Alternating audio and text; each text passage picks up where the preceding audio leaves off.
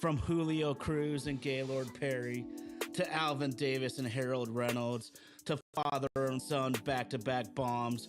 From Junior J, Joey, and Edgar with Randy, A-Rod, Dan, and the Sheriff to Ichiro Moyer and Mikey C to King Felix, Kyle Cruz, and Cano to the present with Julio, Gilbert, Kirby, and Cal. I don't believe it. It just continues. My, oh my, it's another sports podcast.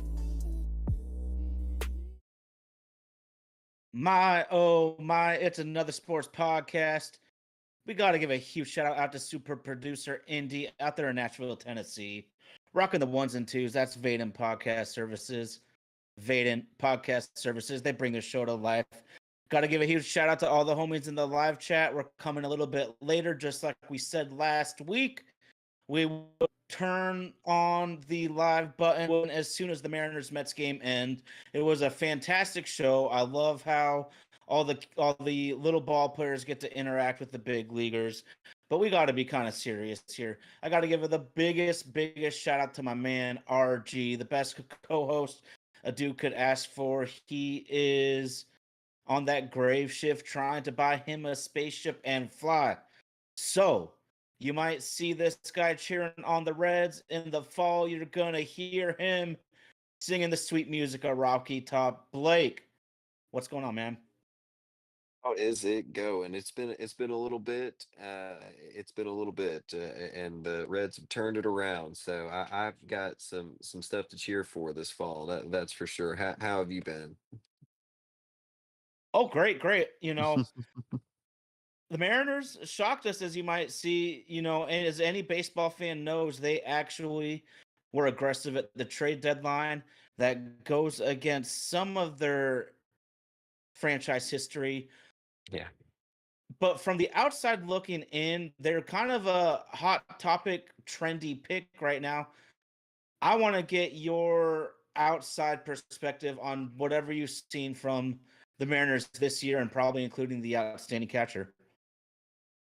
You took the words out of my mouth first. Cal Raleigh is the first thing that you think of now. It's very clear that is the kind of the new shiny thing right now for the MLB.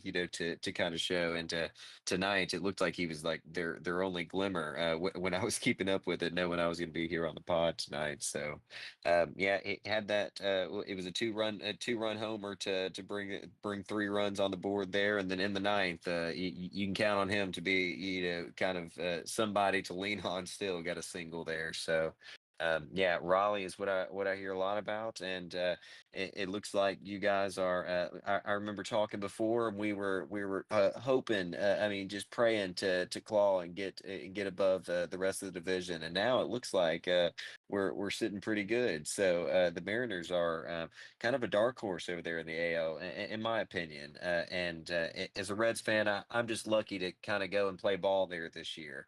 I think that we've got some good pitching coming up in our system right now. Chase Burns is on kind of a rehab assignment for 15 days there on that 15-day IL, but he'll be back. I think that we're good to compete in the next couple years, but if we get a little aggressive, but looks like that Mariners window is here. It looks like it's opening up. Yeah, no doubt.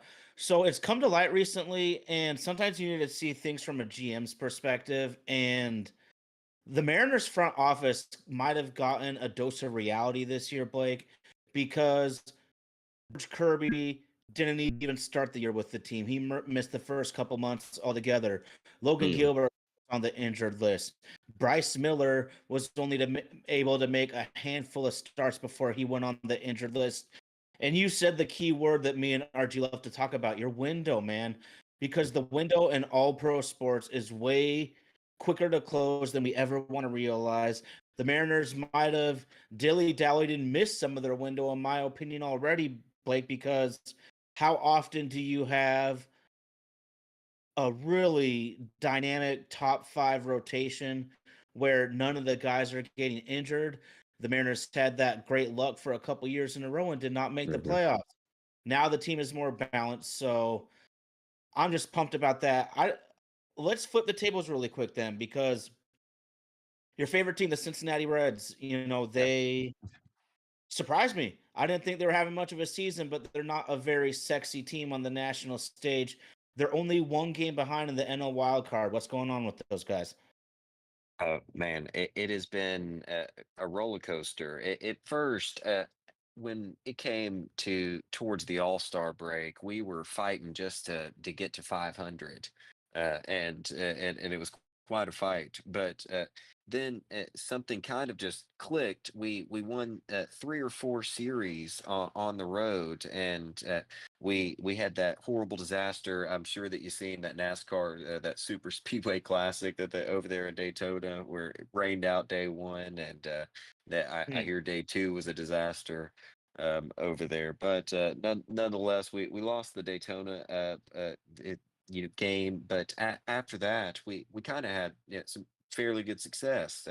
We ended up playing the Cubs and beat the Cubs in a series and split one with the Pirates. And then same thing with the Phillies. We beat the Phillies. So coming into Friday night, like we were talking beforehand, we were a half game back, and it looked like, oh my goodness, this weekend.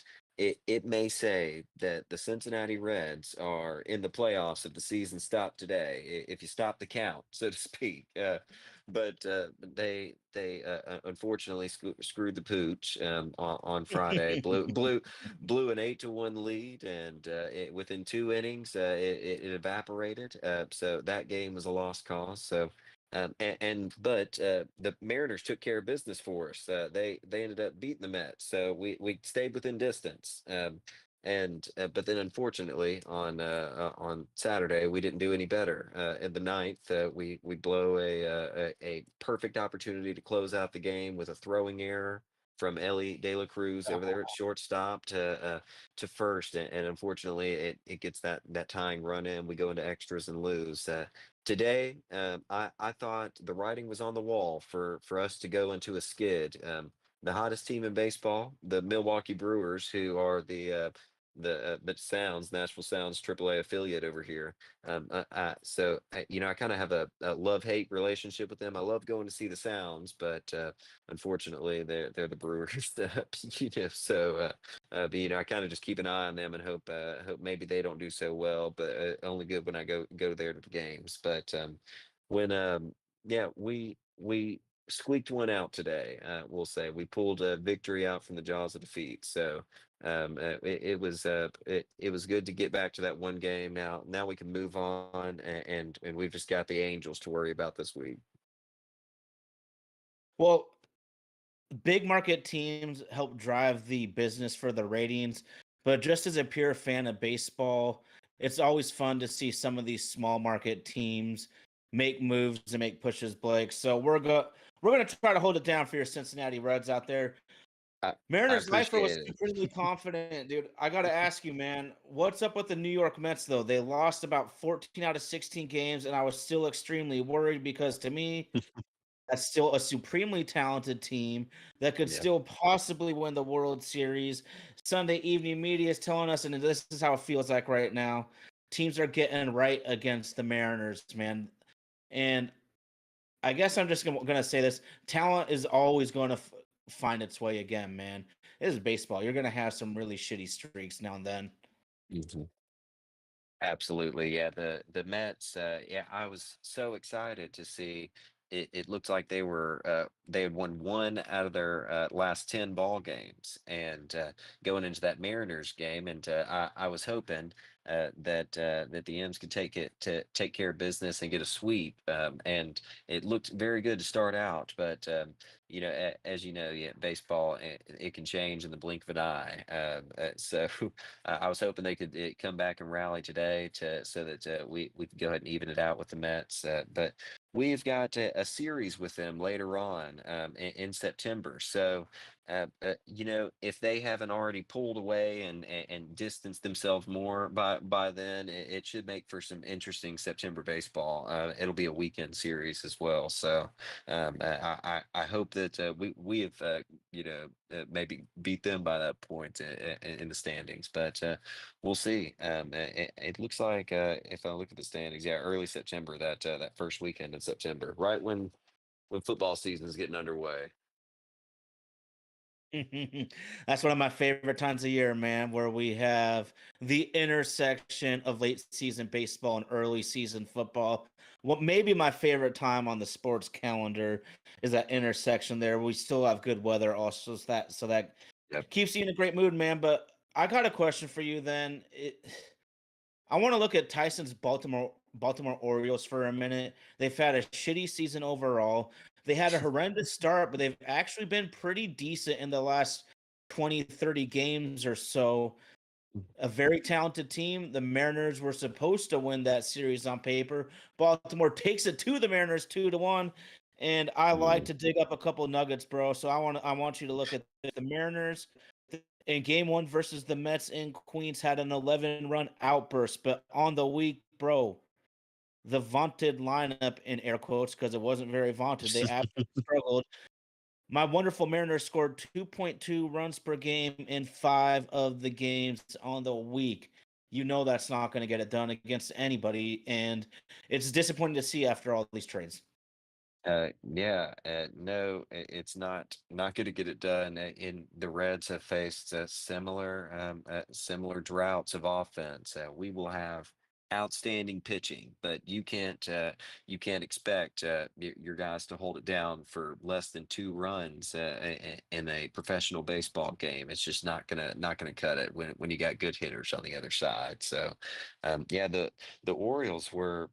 A laughing stock. It seemed like to start the season. It was like, oh my goodness, they can't buy a win. But as you mentioned it, I went and looked at the stat, and you're right. They kind of have climbed out of the gutter. It looks like just a little bit, and maybe are breathing a little bit of air now. Not maybe they're not going to get close to catching that wild card, but one could hope. Tell them I hope that it happens just for his sake. As long Mhm. as it's not at the expense of the Mariners. Well, Yeah. here's the real thing, dude. The young talent's there. I mean, Mhm. granted, Baltimore traded their whole bullpen. They traded nearly every veteran they have, but they have high ceiling young talent, and that makes me excited about any ball club, even if they've had a really tough year record wise. That means there's something to look forward to on the horizon. Speaking of young talent, we know Ellie De La Cruz is a major league superstar, but I know there's a couple of other young players I really like on Cincinnati. Talk to me about some of a couple of these homegrown studs that the Reds have been able to develop in the last couple years.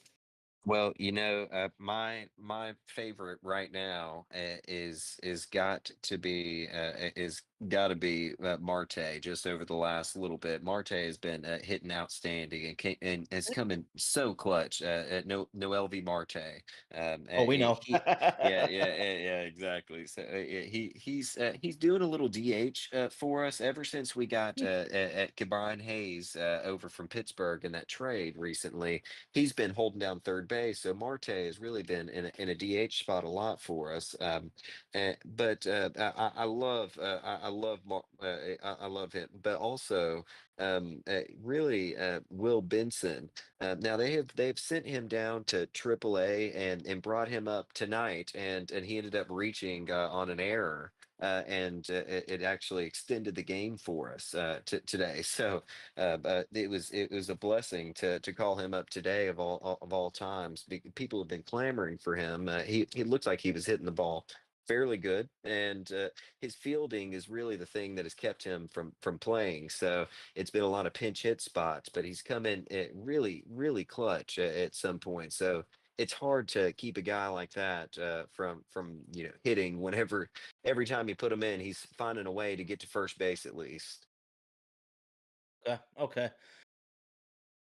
I know that you have a pretty good grasp on baseball history, so I know a lot of Mariners fans saw this on the local broadcast. I don't know Mhm. how big it's gone nationally, dude, but you got to check out this nugget. Brian Wu this week became the second pitcher since 1893 with 6 innings pitched and two or few walks in his first 24 starts. It's been 120 years since a pitcher has started out like this, and it was a guy named Cy Young. Yeah. I'm talking, it's been 120 years, and the man he did this with is Cy Young. Brian Wu, all the props in the world. Just give me any perspective that you may have on such an incredible accomplishment when you see how rare it has Oh, been done in when baseball.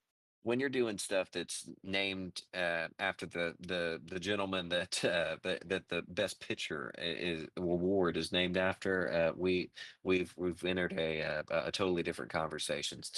It's very hard, just because I know from throwing, trying to throw strikes myself, just as an average guy, that you can't do it. But watching professionals do it, and getting mad at them, while I'm watching them and not be able to do it, it's hard to not throw strikes, or throw consistent strikes every time, and keep guys battling in there. I mean, two or less walks in 6 innings, or more in the first. Would you say 24 starts? Is that correct? 24 starts in a row, yeah, to start Oh the my, season. oh my goodness. I mean, that's that's crazy. 120 20 years of baseball, and that hasn't been done. 120. Well, I guess that would be five, because you said 1898. Oh my goodness, that's ridiculous. Yeah, when we're talking about stuff that has been done right after, the baseball has become a sport, pretty much. The old Redlegs have kicked up as the America's first professional team. Then that we're in a totally different category of crazy. You want to know what else is really crazy about this is Brian Wu is using his four seamer or his sinker basically 80% of the time. And I mean, having something to just lean on all the way through, and not be able to get a hold of it is crazy. How old is he? I'm not even exactly sure. Mid 20s. I'll be able to get that in one Okay. sec here. Yeah. But I gotta give it to the my buddies on the live chat. Mariners life Mhm. for can I get a Brian? Woo! Yeah, he is filthy, and that really is crazy though. What he's able to maintain that sort of consistency, Yeah. throwing an off-speed pitch only 20% of the time. Oh, That's pretty wild, and he is only 25 years old. gosh. I mean, yeah, that is. I mean, that is wild. To lean on, to lean on your fastballs, and not really have to go to the off speed that much, and just bring it in just when you need it, it's kind of something you really don't see as much. You see guys trying to, I mean, show what they got. How much break can I get on this curve here? Or let me see if I can slide this into the corners. But if you can just paint the corners, and hit the black, it's an art form. Mm. Yeah, great point. Great point. There's only one guy in this category, but the obvious is Greg Maddux coming to mind with absolute Yeah, surgeon precision pitching out there. I just want to kind of hit on something really quick though, too. Just exclamation, I guess, basically about the Seattle Mariners, and this is where they need to go right now, bro, because the team is 11th in runs per game. They're fourth in home runs per game, yeah, but this team has the third most left on base per game. And there's only five teams with a worse average with runners in scoring position. So, moral of the story, the Mariners have actually had a pretty decent year at the dish, but they're leaving a ton of meat on the bone, man. And I need to see my Mariners pick it up. Me and RG feel like we bitch about this every week. But at this point in the season, we have a big enough sample size to meet Blake where these these trends in the numbers are starting to become real to me because of the amount of games played. it, and it just becomes frustrating. I mean, to like see it, to see with two outs, a fly ball to deep center, but and you're going to watch that guy run from third and touch home plate, but there's not going to be a number one that's going to be added to the scoreboard there. And to see that happen over and over is pretty crazy. It frustrates me, when you're trying to put together a run and I mean, it's the third, we'll say that middle third or that first third of the game, innings 1 through 3 or 4 through 6, and you know that you need more than one run right now, and you got one across, and you got runners on the corners, but. If you can't push, I mean, those other three, you know that there's good hitters on the other side. 2 runs ain't going to win this. We need four in this inning, or we need 3 in this inning to really feel, we'll say, comfortable, quote unquote. Yeah, and I'm with Mariners life right here. The Mariners have lacked the clutch gene, minus Cal, of course. It's frustrating, but at least the Mariners, it's been a really frustrating week, dude. It's a 2-5 record where with a couple of blowouts and a pretty anemic offense minus one game. But as tough as it's been, man, the Mariners are only a game and a half out of first in the AL West. They're still tied for the top wild card seed in the AL. So we need to turn it around, but not so fast, my friend. Shit, dude. The Mariners finished this road trip with 3 at Philadelphia with 3 really damn good left-handed starters. And to top it off, Blake, the Mariners lineup against lefties is a lot worse on paper than the one against righties.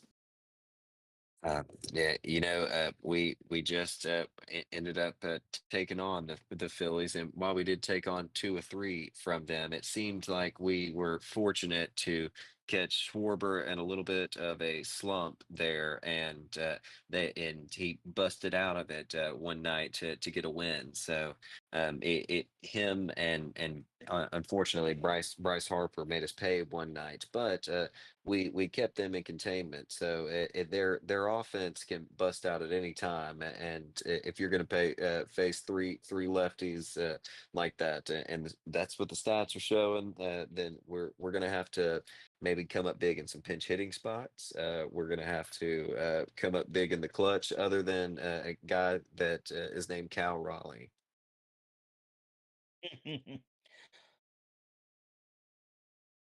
I just want to rewind a little bit because the name you brought up surprised me a little bit, but how do Red fans, now that we have a few years of ball to see what happened, how do the Reds feel about that Luis Castillo and prospect package, which Marte was the prize piece of? I would say fairly well now.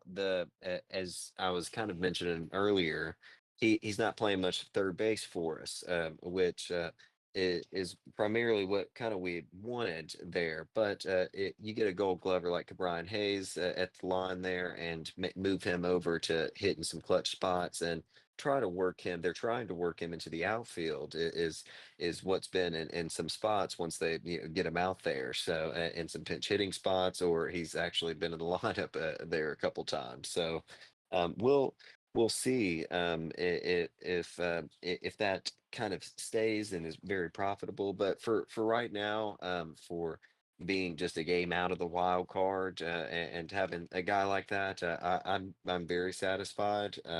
The thing I'm looking, kind of at right now is that Mr. De La Cruz is in a little bit of a slump for us, and we need him to get hot here at late August and September if we want to have any chance at playing some October baseball. Well, I'm pumped, man. It's great to see that the Reds are doing some things. A buddy of mine that I haven't seen basically since high school has actually been with that organization. So I've been just cheering for the Reds from afar, just for a little, hometown camaraderie, I guess I would say. Yeah, Mariners Lifer says our boy Bryce Miller's coming back from the injured list and pitching on Tuesday. That's what I saw too. nice.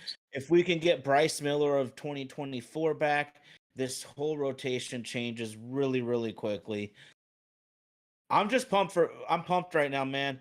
I sometimes there's a reason that I can get a little bit worried about my opponent, Blake, because Mhm. when I was in here last week, I called this a really daunting road trip. It's proven to be that. And then to top it off, and I want to just put this in perspective, you're gonna laugh at this. In the Pacific Northwest and Western Washington, we've had a temperature in the 90s maybe four, five, six times this year.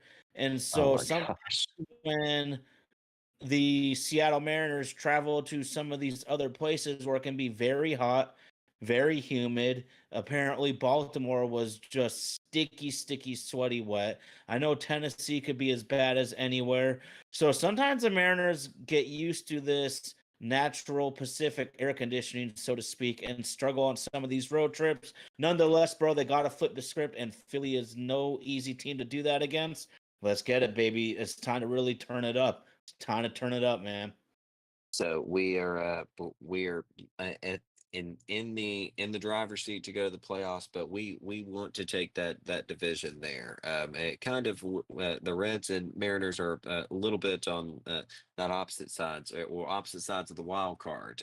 But you guys are fighting to get in that division spot. We're fighting just to play to be invited to the party. So.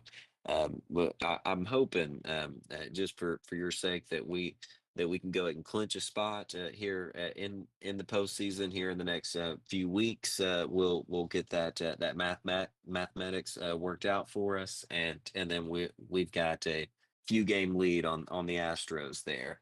I haven't taken a look at the Mariners' schedule. When's the next time that they're going to play that team down there from Houston? I think it's going to be pretty late in the season. So, God, they're all there. It's always a great series, and here we go. Houston, yeah, towards the end of the season, there'll be the Mhm. third to last series of the season, and Okay. it will be at Houston. And then just a little bit of baseball schedule comedy for you, Blake. The Mariners finished the season with the Rockies at home and then the Dodgers at home. So you're talking about getting two ends of the spectrum to finish out 162. Oh man, the Rockies, gosh, them and then the Dodgers. I mean, hopefully we can maybe get some guys healthy and still catch some W's, or have the division locked up by then. We just won the division over the Astros and put some distance between us, and then we can get ready for the playoffs or getting better seeds. That's what I'm hoping for. Yeah, that we can focus on the Dodgers on that last series there. So, gosh, I feel the Vols, Tennessee Vols, have an outfielder that plays over there that for the Rockies, Mr. Jordan Beck. So I kept keep up with them from time to time just for him. Because unfortunately, there's nothing else that you could really want to watch the Rockies for unless you were from Colorado and rooted for them forever. Oh man. 35 and 89. Dude, that's got to be freaking miserable. 35 wins, and we are halfway through August. I mean, gosh, that is crazy. The Reds almost lost the series to them, unfortunately. Hey man. Excuse me. Hey Blake, sometimes the live chat speaks. And I know that you bleed that orange, man. You love seeing Rocky Top on a victorious Saturday. What is Texas Power Ranger talking about? Who is this Bamboo Carter guy? Bamboo Carter. Okay. Mister, if I'm hearing correctly, he's got to be talking about Boo Carter. He is Oh yeah, he okay, won okay. he won he's an athlete out of Chattanooga, so out of Southern Tennessee and right there on the border to Georgia. He won Mr. Football his senior year, committed to Tennessee, and started playing his freshman year, playing nickel for us. Boo Carter, it was, I mean, outstanding, and people have been clamoring for him to play on the offensive side of the ball. because I mean, he was dynamic with it in high school, and seeing how much success that people could have with that, with the guy who just won the Heisman. So it looked like there was just as you may or may not know, the NIL stuff. It can't be 100% confirmed, but the rumors are is that he got a little bit of a pay increase to play on the offensive side of the ball. Well, yeah, this off season there was some stuff being talked about Boo Carter. It was not showing up to team activities with the rest of the veterans, and he wasn't there at the facility. But it looks like, as from the posts have shown, is that he has worked his way back into the good graces on the team. So um, uh, I'm kind of in the mindset now to just show me who is on the roster when we kick off against Syracuse in the orange and white, and those are the guys I'm going to root for this year. Okay, let's just get into it a little bit as a whole then. So the Texas Longhorns, preseason number one. I don't know how much I really buy the preseason polls, regardless, but they're here. So we got to deal with it. Texas is number one. Tennessee, I want to say, is 23, 24, somewhere in that range. You Yep. still got Ohio State. People are high on Penn State. Tennessee, we know they're going to have a respectable year, Blake. How respectable will it be? Will it be a mid-level bowl, or do you think this team can try to compete to make the college football playoff again? You know, if you're asking me today in the middle of August, I'm going to say that our ceiling is just scraping in to that college football playoff, and our floor Okay. would be maybe a 7-5 ball club. Mm, And I think that our defense, similar to last year, is probably going to be carrying us a lot. We don't have quite the defensive front that we had last season with James mhm. Pierce being gone off that off defensive line, Mr. Omar Norman Lott being gone Yep. off the defensive line, and then you've also got a guy that was a real leader on the line in oh my goodness, a big Amari Thomas as well. They called him Big O. So kind of veteran guys are going to be gone, but we have some real, I mean, good talent, and Roddy Banks, the defense lines coach. I know that he's going to have them locked in. So, but it is that quarterback question mark. We've got Joey Aguilar was announced today, just about an hour or two ago, that he was going to be starting quarterback to start off the season there. So that transfer from App State to UCLA to Tennessee. So Oh we'll shit. see. Yeah, it was and some people are calling it the first trade in the in the college football history. Nico for Aguilar. So we'll see how it goes. I wish nothing but the best for Aguilar. I really like the kid. It looks like he's got a lot of moxie, but he did like to throw a lot of interceptions over there at App State. So we'll see how that works in the SEC. Okay. The one thing I would say, just as a lover of college football in the Pacific Northwest, is I feel that Josh Heupel gets whoever he has at quarterback to play some level of quality football. Tyson Baxter's asking, I can't pronounce his name, but what did you think of the whole Nico saga then in this transfer portal season? Oh gosh, immediately I was refereeing some youth soccer at the time, and I heard that he was leaving after the initial drama. And for a split second, I was a little bit upset.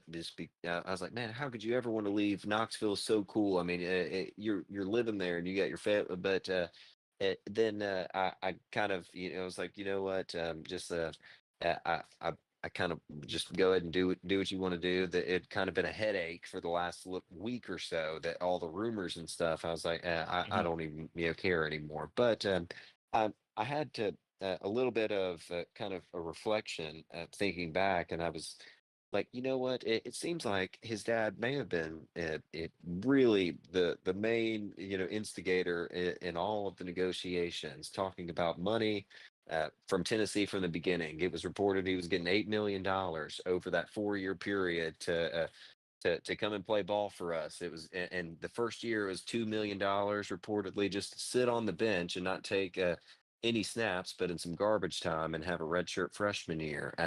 And I thought, you know what, Nico may have never wanted to come to Knoxville in the first place. It may have been just his dad saying, "No, you're going to go to Knoxville. They're paying us $8 million, buddy." And then he, after some time, was like, you know what, I really want to go to UCLA. It's where I really wanted to go to from the beginning. I like it here, but I may love it there. And if that's the case, I wish nothing but the best for him. If it was a money grab and it was for that, then that will I say I kind of don't wish the best for him, but we'll I kind of maybe hate watching some UCLA football this year if that was the case. But I hope it was the former, not the latter.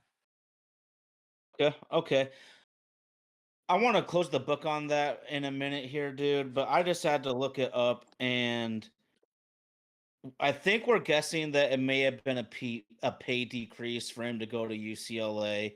We know it's a prestige decrease to Yep. go from Tennessee to UCLA.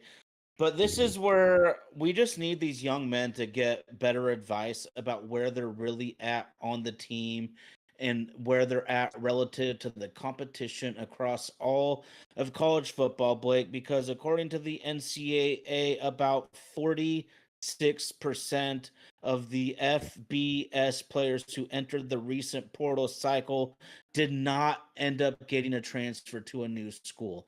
So I am good. I know no everyone needs to do their own thing and what they think is best for their families. But these guys really need to be careful, man, because a lot of these young men are getting really bad advice and they're losing their opportunity at the scholarship. They're losing an opportunity to play football. And if you lose those two things, you literally have zero chance of making a pro team. So I really hope these guys, and I fully support them transferring and doing what they think is best for them. But I'm also saying be very careful, man. 46% of the guys in the recent cycle did not get signed for a scholarship on a new team. Gosh, I mean, when we're talking, I mean, fairly close to half. I mean, the people that are entering the portal. I mean, that is extraordinary. I'm sure. I mean, 100% sure. If you looked at transfer numbers, but when kids were required to sit out for a season, if you were going to another school, then that it was extraordinarily low. And also what I think this is probably going to end up doing is killing some of the walk-on players that you have, the guys that stayed that stayed and walked on to a school and then earned a scholarship and let because it seems like they're just gonna well if I yeah, I can go to XYZ school that's so much smaller. They say they're offering me something. Well, the next thing you know, someone else a little bit better than them entered the portal, and now you're kind of like a bird with no nest. You got nowhere to fly to. So but we're just kind of stuck out there in the wind. Yeah, you're right. Something needs to be done about it. It is the Wild West right now, and that makes the off season very painful. But once you kick off on Saturdays on this week 0 that's coming up Saturday, it's going to be it's going to be all better for at least once the balls are kicked off and that clock starts. Oh, hell yeah. Hell yeah. I mean, the first game of the year, I guess it's not the first game of the year, but the first big noon game of the year, Texas at Ohio State. It doesn't get bigger than that. I absolutely can't wait, man. So we were just talking about the transfer portal, guys being on multiple teams, which has kind of become the new norm. And I was just saying how they need to be so careful. Now, let's flip it completely the other way. And I want to stir the pot a little bit with an AFC South bickering here, bro. But Cam Ward is the most shining example of how you can play the transfer portal perfectly. A 0-star that goes to Incarnate Word. Then he goes Mhm. to Washington State out there in Pullman, Washington. It's 10 minutes from Idaho. It's way closer to Idaho than Seattle. Then he goes down to the prestigious Miami, becomes the Heisman Trophy winner, becomes the first pick of the draft, working the transfer portal to perfection. And now he is your franchise hopeful at quarterback. Talk to me about the Titans and Cam Man. Ward. Yeah, I'm not sure that you could find a better example of someone using the portal to their absolute maximum ability that you can in good graces than him or maybe Joe Burrow, but that's probably about it. But yeah, I'm excited for I mean for just watching Cam Ward this year. The Titans as a whole, maybe not so much so. This roster has got so many holes they need to fill. It is depleted. We have a offensive line, a front five that seems like that they're going to be set, but as you know, it takes time for O lines to mend together.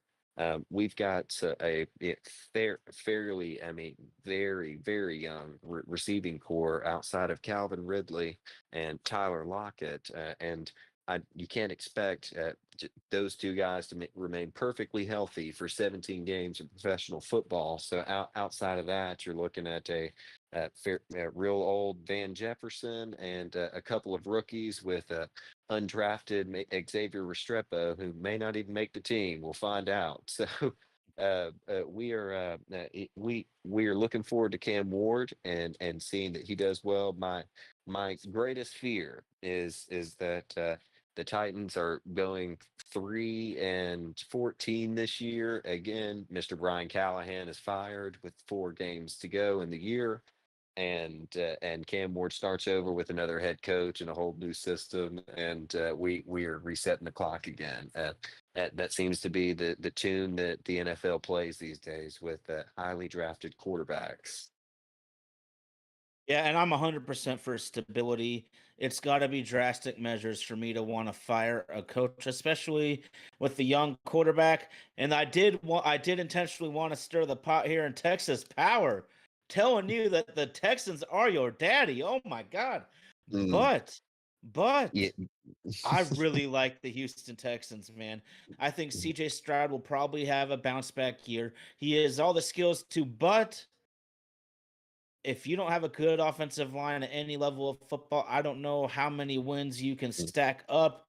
The Houston Texans are fantastic across the board, except at O line. So we'll see how that plays out, man.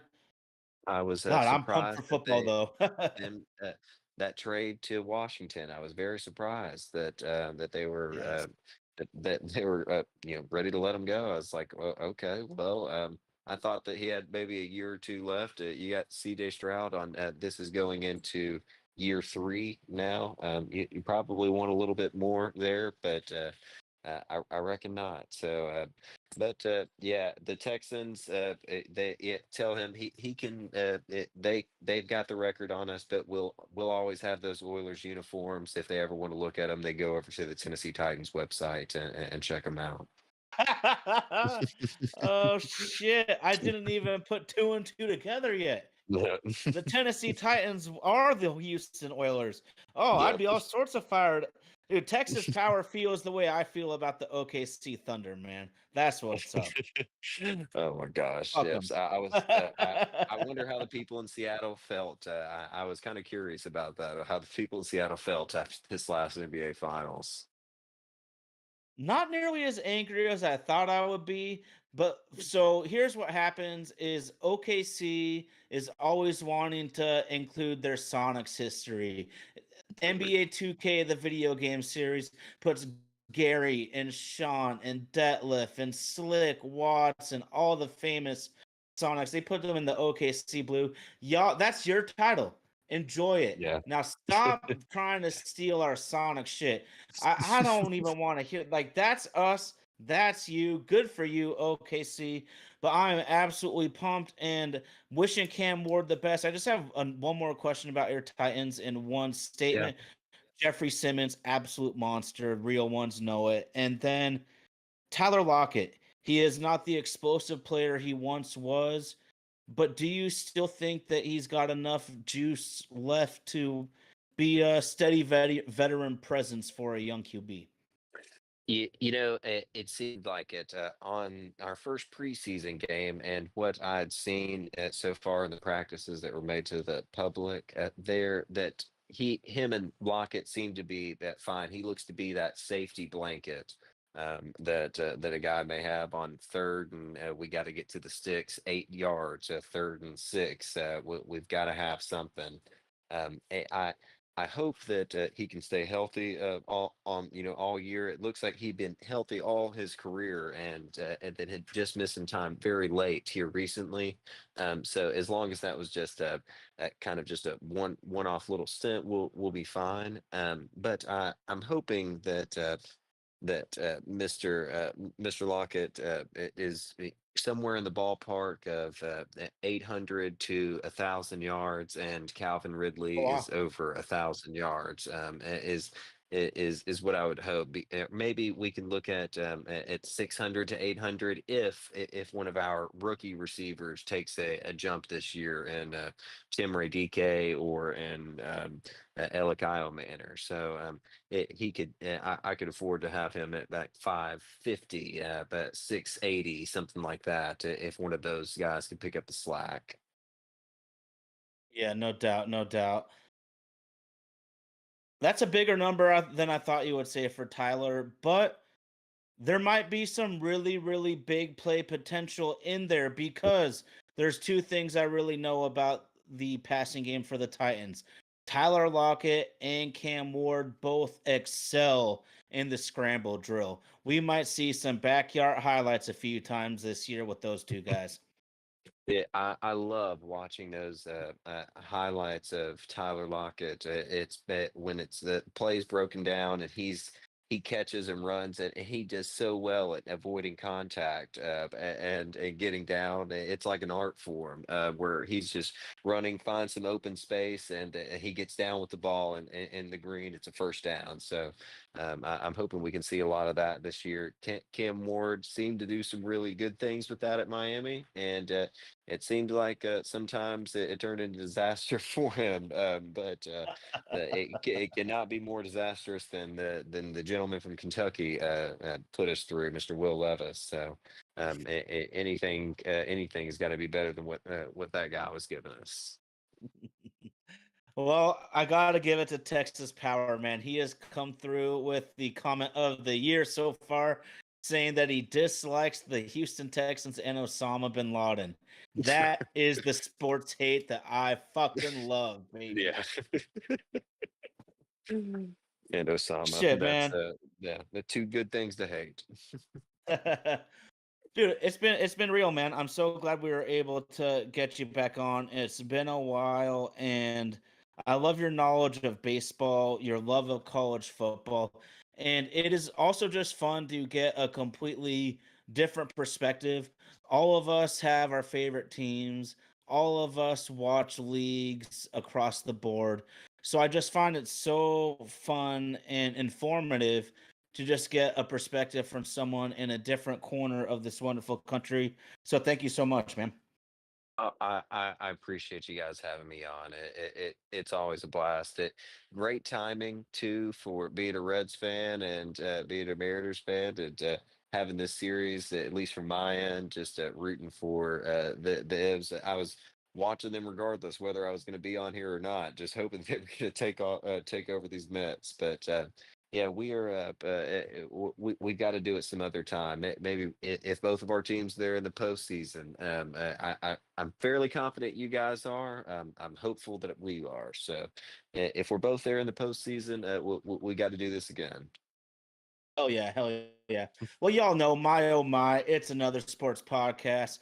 Got to give a huge shout out to our friends at Romantic About Baseball, a fantastic follow on Facebook. They put together the Baseball Lovers Alliance. That's several great listens. Find them wherever you listen to your podcast. That's Romantic About Baseball. Great follow. Got to give a huge shout out to my main man, Indy, out in Nashville, Tennessee. Thank you so much to Vaden Podcast Services. That's Vaden Podcast Services. Oh, baby, one more time. Sunday Evening Media. Yes, I saw the Jalen Milrow push tush. I absolutely loved it. Got to give a huge shout out now to Saubert, number 81, the Seahawks third string tight end with key blocks to spring touchdowns. I know it's just preseason. We didn't even get into it, but I'll say that for RG, the Seahawks are going to surprise some people this year. Watch. Oh, man. I'm so pumped about the live chat tonight. Y'all bring it. We appreciate it so much. But the biggest thank you goes out to my main man, RG. He is on that grave shift trying to buy him a spaceship and fly. The best co-host a dude can ask for. My, oh my, it's another sports podcast. Get at us, people.